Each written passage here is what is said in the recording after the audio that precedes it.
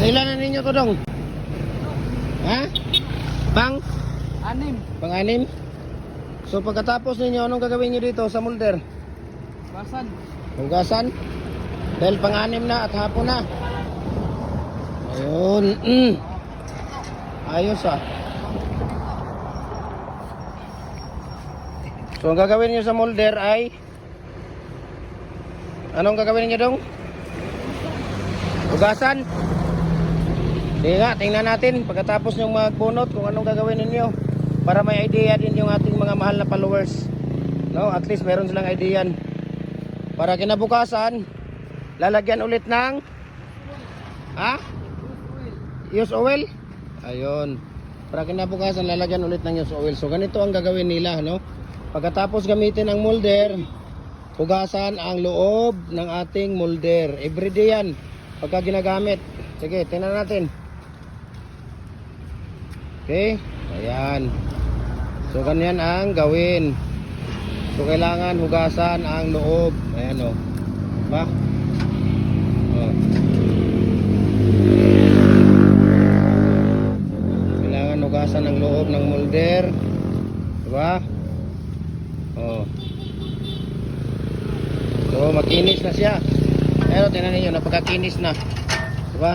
Para kinabukasan lagyan natin ulit ng use oil. Oh, di ba dito makinis na. Yung isa yan oh. Oh. So ganun ang ating gagawin, no, maghapon. So ngayong araw nakailang sako kayo ngayong araw? Anim yan everyday. Pagka ready na yung mating natin. Okay? Pag ready na yung mating, 6 na sako magagawa nila sa isang araw. Maghapon, pagkatapos gamitin, hugasan ang molder, ang loob ng molder para kinabukasan ng umaga.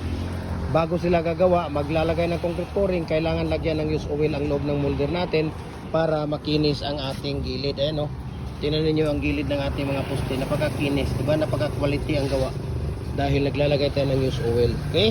So sana mayroong aral ang nakukuha ninyo ngayong araw at paki-comment, paki-share, paki-like para po marami po tayong mga kababayan na ating mga matutulungan. Maraming salamat and God bless po. Ayan o, so pangalawang sako nila to.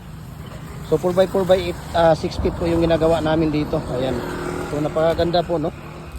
Ang ating molder ay 4x4x8 feet po siya, adjustable, no? Pwede na tayong gumawa dito ng 3 feet, 4 feet, 5 feet, 6 feet, 7 feet up to 8 feet po. Dual heavy duty molder po siya. Pwedeng dragon fruit post, pwedeng pins concrete post molder natin. So i-message nyo ako dito regarding sa ating price list, no? Share ko sa inyo yung price list sa shipping details dito.